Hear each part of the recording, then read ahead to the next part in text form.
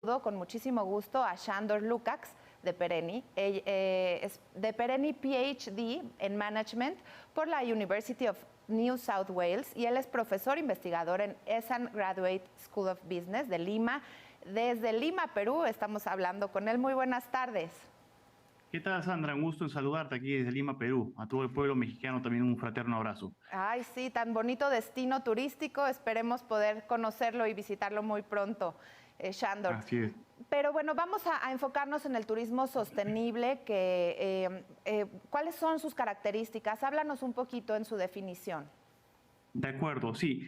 Es importante partir por la definición para luego ir abriendo camino hacia otros temas derivados. El turismo sostenible esencialmente es aquella actividad que tiene un triple impacto positivo, tanto en lo económico, por ejemplo, en la generación de divisas, en lo social, en la generación de trabajo y en temas medioambientales, el impacto cero de contaminación ambiental. Es por ello que se clasifica mayoritariamente en tres tipos de turismo sostenible. El turismo sostenible responsable, ¿no? Con una mínima huella de carbono y mínimo impacto ambiental. El turismo solidario, que es aquel que desarrolla territorios geográficamente apoyando a las comunidades locales, que son quienes están en muchos casos en destinos turísticos históricos y naturales. Y en tercera instancia, el turismo justo, que es justamente, valga la redundancia, busca compensar económicamente o retribuir económicamente a aquellas poblaciones y a aquellos trabajadores y empresarios con un ingreso acorde a la prestación que están brindando. Y en este sentido, sobre los ingresos, ¿qué tan frecuente es que estos ingresos generados por los visitantes se reviertan en la conservación de la naturaleza o de la conservación de ese espacio al cual acuden los visitantes? De acuerdo, sí, mira, a nivel Latinoamérica, para centrar un poco en nuestra región, que es en la cual compartimos muchas similitudes de nuestros países, digamos que el país pionero, el país líder en estos temas es Costa Rica, sin duda alguna, ¿no? Ellos tienen una política turística muy fuerte de reinversión y de inversión también de recursos públicos para potenciar el turismo natural. De hecho, ellos tienen convenios con países escandinavos para la protección de bosques y áreas naturales y también han desarrollado toda una economía basada en un turismo sustentable. Ahora, en el otro lado de la moneda, existen países que no ciertamente invierten o reinvierten parte de estos ingresos y ello implica un desgaste, pues ya sea de los sitios naturales o un impacto en los sitios arqueológicos que va medrando poco a poco el atractivo de estos. Un ejemplo puntual que te pongo en otro lado del planeta es el caso que pasó en Tailandia, ¿no? Con las playas en Phuket, que fueron básicamente, por así decirlo, masacradas de basura, desgastadas, contaminadas con cremas solares, desperdicios plásticos, tanto así que el gobierno tuvo que cerrar esas playas. Y en el caso puntual de Cusco también, el gobierno ha decidido anteriormente reducir la carga de turistas para evitar que se vaya dañando las estructuras de nuestro paladín, por así decirlo, que es Machu Picchu. Además de estos destinos que nos mencionas, que, bueno, en algunos casos, como dices, se han revertido por completo y han sido Ujú. actualmente incluso ejemplos, ¿qué otros destinos son precisamente ejemplo de turismo sostenible o qué países han tomado las acciones más destacadas para contrarrestar este impacto ambiental que los turistas causaban o que están causando? Ujú. Mira, yo más que países, porque es muy macro, yo prefería tomar casos puntuales. Te pongo Ujú. un ejemplo. En Ecuador tenemos el caso de las Islas Galápagos, que es un emblema de sostenibilidad. Por tanto, el gobierno ha protegido esa área y tiene limitación de carga de turistas. Es decir, hay fluctuaciones de cargas que son controladas para evitar justamente el impacto, dado que estos ecosistemas son muy frágiles y son únicos en el mundo. Otro caso que pongo también es en Colombia. En la zona norte de la costa atlántica también hay ciertos empresarios que se han unido para desarrollar toda una arquitectura de economía circular que permita pues utilizar los recursos desperdiciados, llámese como plásticos, y utilizarlos para reciclaje o para hacer actividades sociales. Es decir, hay ejemplos en Ecuador, hay ejemplos en Costa Rica, en Brasil también existen muchas iniciativas, nuevamente por parte del sector privado, para ciertamente mejorar, por ejemplo, la calidad de los cuerpos de agua, que son muy frágiles en ciertas zonas. Hablamos de lagunas, riachuelos, acequias, pantanales. Es decir, una protección tal cual para evitar justamente que haya algún tipo de efecto negativo que luego vaya en detrimento de la futura oferta turística de un país. Porque muchas veces eso que parecía o que era en su momento un ingreso para ese destino constante se tiene que suspender y se convierte entonces en el peor enemigo, porque ya no hay nada que visitar si todas estas especies están en extinción, si está contaminado el destino.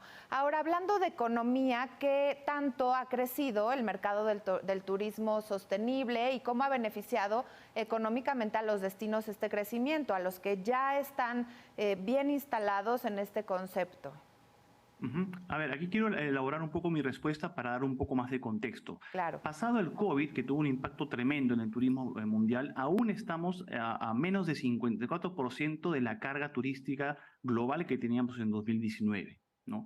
Dicho esto, ante un retroceso de la actividad turística, claramente, como vimos en el reportaje anterior, México es un país privilegiado porque tiene pues un vecino y tiene unos atractivos que son indudablemente y llaman mucho a turistas y vienen muchos turistas, tienen una carga de turistas bastante constante. Yo en este caso diría incluso más de la cuenta, pero hay destinos, por ejemplo, que tienen una dificultad para poder reinsertarse en la dinámica económica.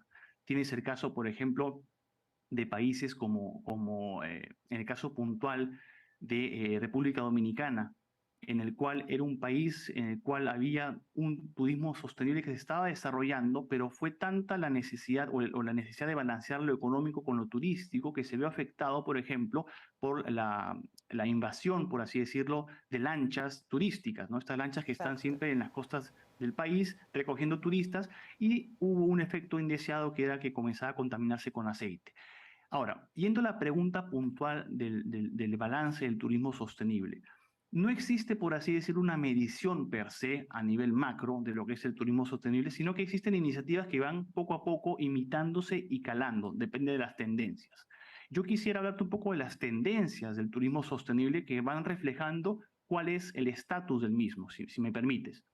Por ejemplo, hay tendencias que van enfocadas a la reducción de emisiones de combustibles fósiles, ¿no? Se calcula que, por ejemplo, alguien que viaje en avión contamina 285 gramos de CO2, mientras que alguien que viaje en tren 14 o alguien que viaje en auto 200, ¿no? El impacto en los cuerpos de agua.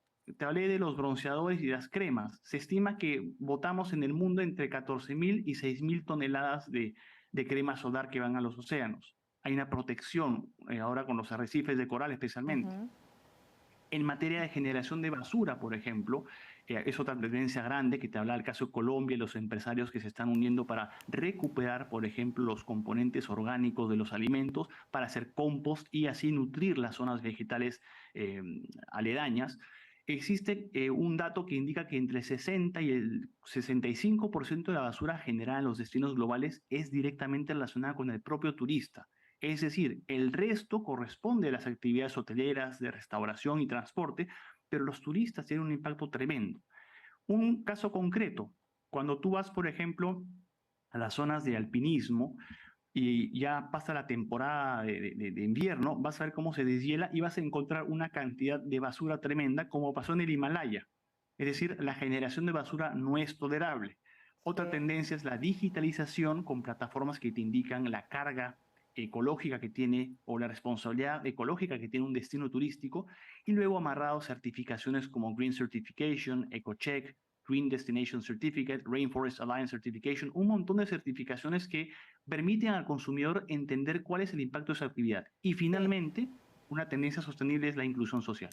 Que por supuesto que toda esta información ya es un gran avance que se le presente a los visitantes, a los turistas, que ya se está investigando, que ya exista y ya no podemos seguir como se vivió durante tantos años sin esta conciencia, Shandor. Creo que este ya es el primer gran avance y ya está ahí establecido el compromiso y lo demás surgirá y seguiremos puntualmente la información. Shandor Lukács de Pereni, profesor investigador en ESAN Graduate School of Business desde Lima, Perú. Te agradezco muchísimo este tiempo para el Financiero No, Bloomberg. por favor, gracias Sandra a ti y a tu público oyente. Encantado. Muy buenas